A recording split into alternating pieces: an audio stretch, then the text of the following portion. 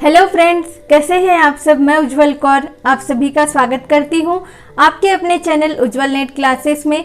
आज की इस वीडियो में हम जून 2019 का जो हमने पेपर डिस्कशन शुरू किया है उसमें क्वेश्चन नंबर 36 से लेकर 45 तक डिस्कस करेंगे। इसके पहले हमने दिसंबर 2019 का पूरा पेपर और जून 2019 का पार्ट 2 जो सभी के लिए कंपलसरी होता है उसके 25 सवाल और पार्ट 3 हिंदुस्तानी संगीत के पहले 35 क्वेश्चंस डिस्कस कर लिए हैं। अगर आपने उन वीडियोस को अभी तक नहीं देखा है तो प्लेलिस्ट में जाकर आप देख सकते हैं। प्लेलिस्ट की लिंक आपको आई बटन में मिल जाएगी। और हमारा जो टेलीग्राम का चैनल और ग्रुप है उज्जवल नेट क्लासेस, उसमें मैं डेली क्विजेस कंडक्ट करती हूँ। आपने अगर अभी तक हमारे टेलीग्राम के चैनल और ग्रुप को ज्वाइन नहीं किया है तो जल्द से जल्द ज्वाइन कर लीजिए। आपकी अगर कोई भी क्वेरी हो तो आप हमारे ग्रुप से जुड़कर डिस्कस भी कर सकते हैं मेरे साथ, और आपका कोई भी क्वेश्चन या डाउट मुझसे डायरेक्ट पूछ सकते हैं टेलीग्राम के ग्रुप से जुड़कर। तो जल्द से जल्द ज्वाइन कर लीजिए। हमने अभी तक 4 मॉक टेस्ट भी हमारे इस चैनल पर कंडक्ट करवाई हैं, तो अगर आपने उन मॉक टेस्ट को भी नहीं देखा है तो जल्द से जल्द देख लीजिए और अटेम्प्ट कर लीजिए। मॉक टेस्ट की प्लेलिस्ट की लिंक भी आपको आई बटन में मिल जाएगी। तो चलिए शुरू करते हैं आज की इस वीडियो को। क्वेश्चन नंबर 36 है, दोनों निषाद का प्रयोग किन रागों में होता है। ऑप्शंस है तेज, बहार, परज, जयजयवंती। इसमें से आपको चुनना होगा ए और बी सही है या फिर ए और सी, ए सी डी या फिर ए बी डी। तो इसका सही उत्तर है दोस्तों ऑप्शन नंबर 4 ए, बी और डी। तो मैं आपको बाकी जो ऑप्शंस है इन सभी की इन्फॉर्मेशन बता देती हूँ, यानी कि रागों की जानकारी। पहले तो आप ये देख लीजिए और समझ लीजिए कि ए, बी और डी कौन कौन से राग आते हैं। देश, बहार और जयजयवंती, इन तीनों भी रागों में दोनों निषाद का प्रयोग होता है और जयजयवंती में दोनों गांधार का भी प्रयोग किया जाता है, यानी कि दोनों ग का भी प्रयोग होता है। तो राग देश के बारे में अगर बात की जाए तो इसका थाट और सभी चीज़ें मैं आपको बता दूंगी अभी, क्योंकि ये सारी चीज़ें आपको पता होना बहुत ज़रूरी होता है। जैसे कि अभी दोनों निषाद यानी कि विकृत स्वर पूछे गए हैं, इसी तरह से थाट और भी बाकी चीज़ें पूछी जा सकती है। इसलिए आपको इन सभी चीज़ों को समझना ज़रूरी है कि थाट कौन सा है राग देश का। खमाज थाट है, वर्जित स्वर है आरोह में ग और ध, इसलिए जाति औड़ो संपूर्ण है। और विकृत स्वर है दोनों निषाद यानी कि शुद्ध और कोमल दोनों निषाद का प्रयोग होता है। वादी समाधि रे, प, ऋषभ पंचम है। और इसका गान समय है रात का दूसरा प्रहर। और जो बहार राग है इसके बारे में देख लेते हैं हम। बहार राग का थाट काफ़ी है, आरोह में रे और अवरोह में ध वर्जित है, इसलिए जाति षाडव है। और इसमें विकृत स्वर है कोमल ग और दोनों निषाद प्रयोग किए जाते हैं। वादी समाधि है म, सा यानी कि मध्यम षड्ज। और गान समय है मध्य रात्रि। और अब देख लेंगे राग परज, इसका थाट है पूर्वी और इसके आरोह में रे, प वर्जित है, इसलिए इसकी जाति औड़ो संपूर्ण है। विकृत स्वर है रेध कोमल और दोनों भी मध्यम लगते हैं इसमें, शुद्ध और तीव्र। और इसकी वादी समाधि है सा, प। इसका गान समय है रात का अंतिम प्रहर। अब राग जयजयवंती को देख लेंगे। इसका थाट है खमाज और इसमें कोई भी स्वर वर्जित न होने के कारण इसकी जाति है संपूर्ण। वैसे ये वक्र स्वरूप का राग है, इसलिए इसे वक्र संपूर्ण भी कहा जाता है। और इस राग में विकृत स्वर है दोनों गांधार और दोनों निषाद, जैसे कि मैंने आपको बताया था। शुद्ध और कोमल गांधार, शुद्ध निषाद और कोमल निषाद, इस तरह से स्वर लगते हैं। और इसका वादी समाधि है रे, प यानी कि ऋषभ पंचम।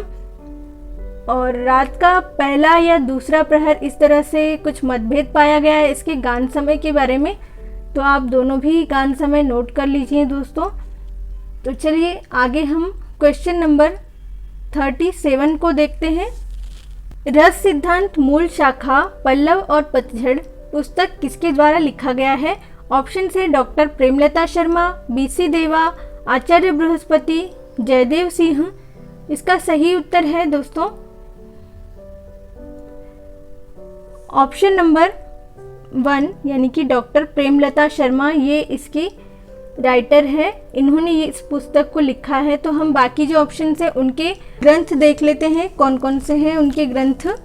हमारे ये जो ऑप्शन नंबर 2 में BC देवा दिखाई दे रहे हैं, पहले तो मैं इनका आपको नाम बता देती हूँ।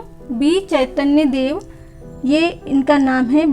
इनका ग्रंथ है भारतीय संगीत वाद्य या फिर म्यूजिक इंस्ट्रूमेंट्स ऑफ इंडिया। और आचार्य बृहस्पति इनका ग्रंथ है संगीत चिंतामणि। और 4th जो ऑप्शन है इन्हें ठाकुर जयदेव सिंह भी कहते हैं। तो चलिए हम नेक्स्ट क्वेश्चन देखते हैं, क्वेश्चन नंबर 38।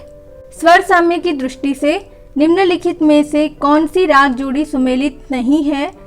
तो ध्यान से पढ़ना है क्वेश्चन को, इसमें नहीं है पूछा है। तो ऑप्शन है मोहनम भूपाली, हिंडोलम मालकौंस, शुद्ध सावेरी दुर्गा, कल्याणी और तोड़ी। तो इसका सही उत्तर है कल्याणी तोड़ी। ये स्वर साम्य की दृष्टि से राग जोड़ी सुमेलित नहीं की जा सकती है। तो चलिए हम अगला क्वेश्चन देख लेते हैं, क्वेश्चन नंबर 39। व्यंकटमखी के 72 थाटों में कितने स्वर ऐसे हैं जिनके 2 से अधिक नाम हैं? ऑप्शन है 4, 2, 3, 1। तो इसका सही उत्तर है 4 ऐसे स्वर हैं जिनके 2 से अधिक नाम हैं। नेक्स्ट क्वेश्चन देखते हैं, क्वेश्चन नंबर 40। स्वर के संदर्भ में पूर्व संज्ञा का प्रयोग किस ग्रंथ में हुआ है? ऑप्शन है संगीत पारिजात, तत्तिलम, बृहद्देशी, नाट्यशास्त्र। इसका सही उत्तर है ऑप्शन नंबर 1 संगीत पारिजात। इस ग्रंथ में स्वर के संदर्भ में पूर्व संज्ञा का प्रयोग किया गया है। तो मैं आपको इन सभी ग्रंथों के ग्रंथकार बता देती हूँ। संगीत पारिजात के ग्रंथकार है अहोबल, दत्तिलम के दत्तिल, बृहद्देशी के मतंग और नाट्यशास्त्र के आप सभी को पता ही होगा भरत है। तो अगला क्वेश्चन देखते हैं, क्वेश्चन नंबर 41। गजल के जिस शेर में लेखक का नाम आता है उसे कहते हैं?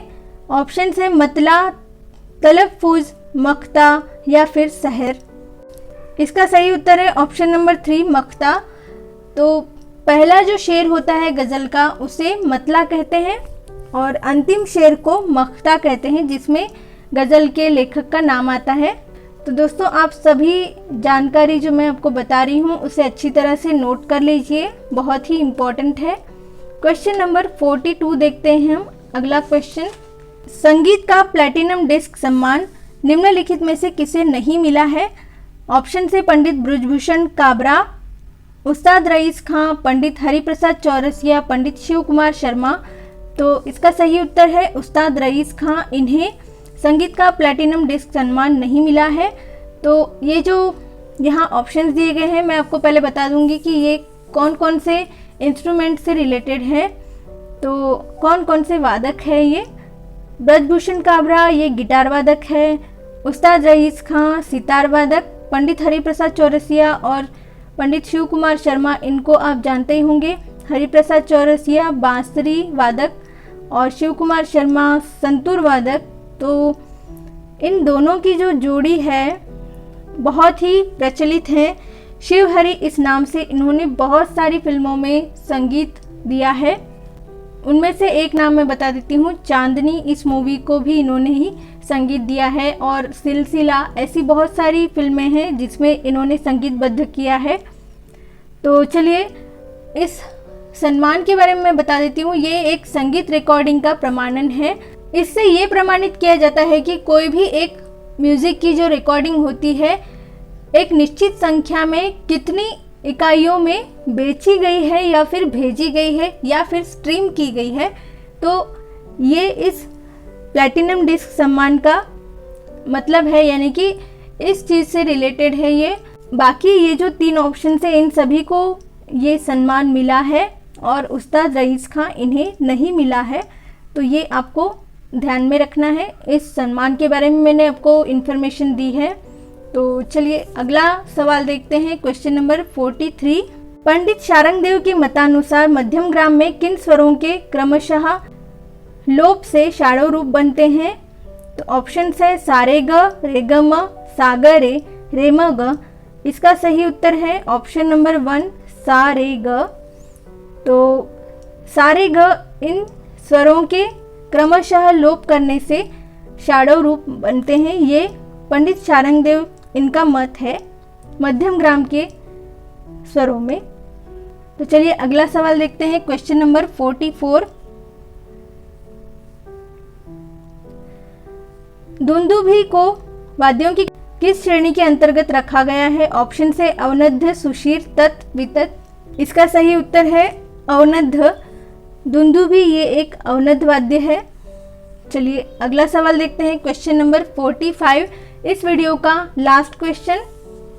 यहाँ 2 सूचियाँ दी गई है। पहली सूची में वाद्यों की श्रेणी है, यानी कि वाद्यों का प्रकार है, यानी कि कौन कौन से जो 4 हमारी मुख्य श्रेणियां हैं वाद्यों की वो दी गई है। और दूसरी सूची में वाद्य दिए गए हैं, आपको मिलान करना है कि कौन सा वाद्य कौन सी श्रेणी में आता है। तो पहली सूची में है तत्, अवनद्ध, सुशीर, घन, और दूसरी सूची है शहनाई, झांझ, सरोद और पुष्कर। तो आप बहुत ही अच्छे से, बहुत ही आसान से सवाल है, क्योंकि सुशीर वाद्य है, शहनाई ये सभी जानते होंगे, और झांझ जो है वो घन वाद्य है, और सरोद तत्वाद्य है, पुष्कर अवनद्ध वाद्य है। तो ये जो हमने मैच किया है उसके हिसाब से देखिए, ए का 3 और बी का 4, सी का 1 और डी का 2 ये इस ऑप्शन में आ रहा है, मतलब ये सही उत्तर है इसका। तो यही है इसका सही उत्तर, ऑप्शन नंबर 3। तो दोस्तों यही थे आज के 10 सवाल, क्वेश्चन नंबर 36 से लेकर 45 तक। अगर आपको कोई भी डाउट हो तो मुझसे आप कमेंट करके पूछ सकते हैं। और अगर आपको वीडियो पसंद आई हो, इन्फॉर्मेशन अगर हेल्पफुल लगी हो, तो वीडियो को ज़रूर लाइक कर दीजिए, और चैनल पर न्यू है तो सब्सक्राइब कर लीजिए। इस वीडियो को अंत तक देखने के लिए बहुत बहुत धन्यवाद।